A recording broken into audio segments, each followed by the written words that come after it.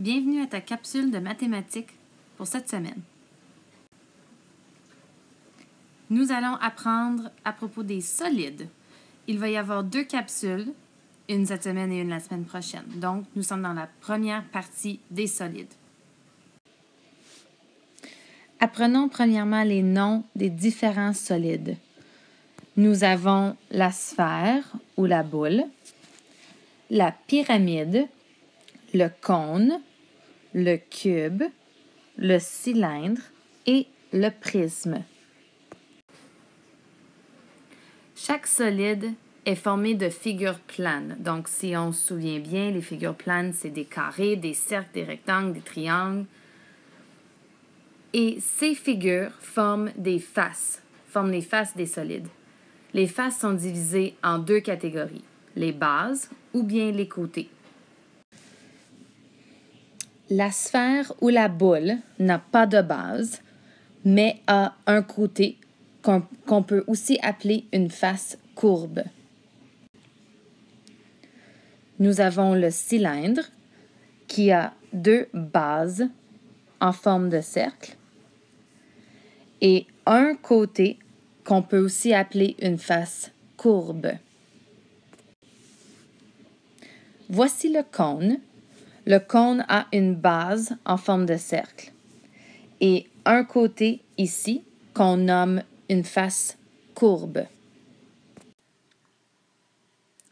Peut-être le solide que tu connais le plus, le cube. Le cube a 2 bases, en dessous ici aussi, carré, et tous ses côtés, alors sur le côté qu'on ne voit pas ici et en arrière, sont également des carrés. Nous avons aussi une pyramide. Une pyramide est formée de 4 côtés triangulaires et une base carrée. Parlons maintenant du prisme. Nous avons 2 sortes de prismes. Le premier est à base rectangulaire.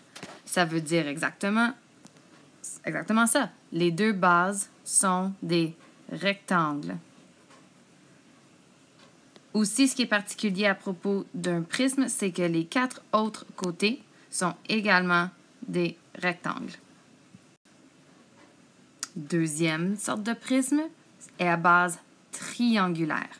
Donc, comme est indiqué dans son nom, les 2 bases ici et ici sont des triangles.